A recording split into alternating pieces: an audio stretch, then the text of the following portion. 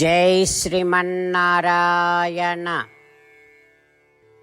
శ్రీమద్భగవద్గీత 18వ అధ్యాయము మోక్ష సన్యాసయోగము 56వ శ్లోకము. సర్వకర్మాణ్యపి సదా కుర్వాణో మద్వ్యపాశ్రయః మత్ప్రసాదాత్ అవాప్నోతి శాశ్వతం పదం అవ్యయం. ఓం. గీతాచార్యుడు శ్రీకృష్ణ పరమాత్మ అర్జునుడితో పాటు మనందరికీ మోక్ష సన్యాస యోగాన్ని ఉపదేశం చేస్తూ ఉన్నాడు.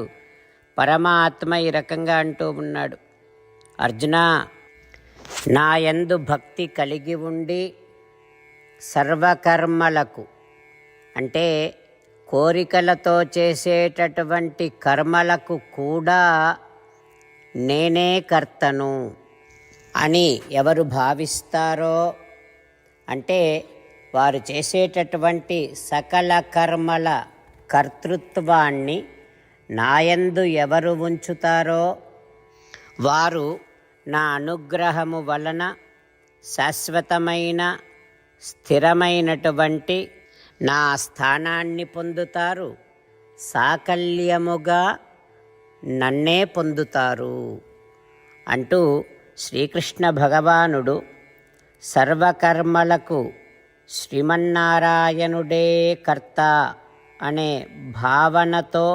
సర్వకాలములలో సర్వావస్థలలో శ్రీమన్నారాయణుడినే ఆశ్రయించి ఉండటము వలన ఆ శ్రీమన్నారాయణుడినే సంపూర్ణముగా పొందుతారు, శాశ్వతమైనటువంటి స్థిరమైనటువంటి పరమపదాన్ని పొందుతారు అంటూ శ్రీకృష్ణ భగవానుడు స్పష్టం చేస్తూ ఉన్నాడు.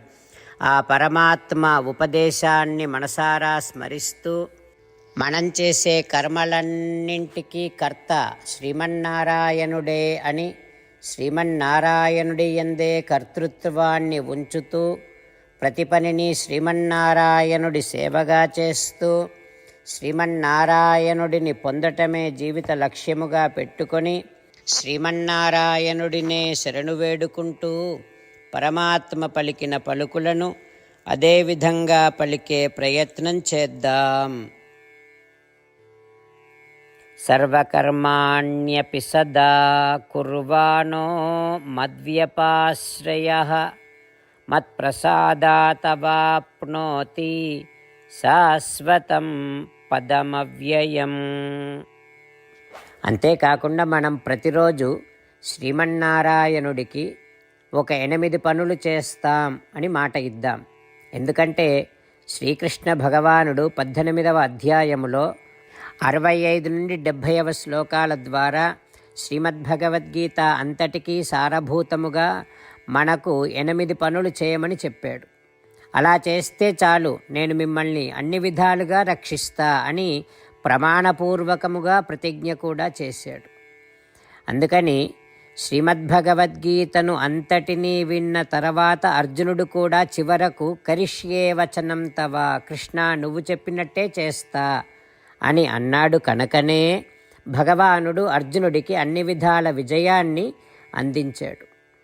మనం కూడా ప్రతిరోజు శ్రీమన్నారాయణుడికి ఆ రకంగానే మాట ఇద్దాం. 8 పనులు చేస్తాం అని మనము మాట ఇస్తే అది అష్టాక్షరీ మహామంత్ర జపము చేసినటువంటి ఫలితాన్ని మనకు ప్రతిరోజు ఇస్తుంది.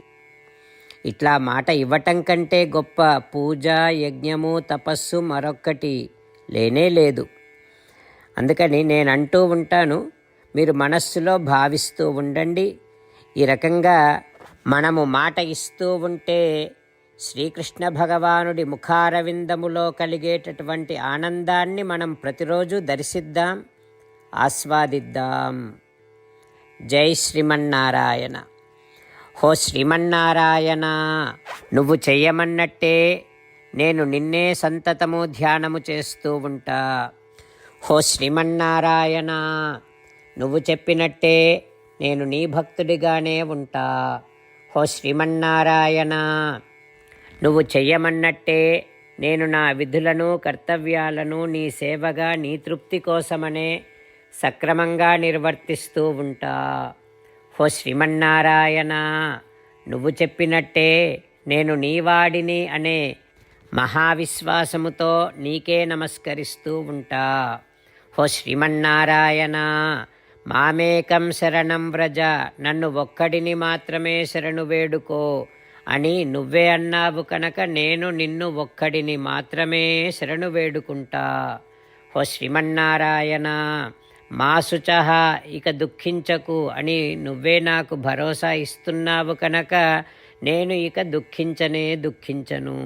హో శ్రీమన్నారాయణ, నువ్వు చెప్పినట్టే నువ్వు నా కోసమని అనుగ్రహించినటువంటి శ్రీమద్భగవద్గీతను ప్రతిరోజు కనీసము ఒక్క శ్లోకాన్నైనా జ్ఞాపకం చేసుకుంటూ శ్రీమద్భగవద్గీతను అనుసంధానము చేస్తూ ఉంటా.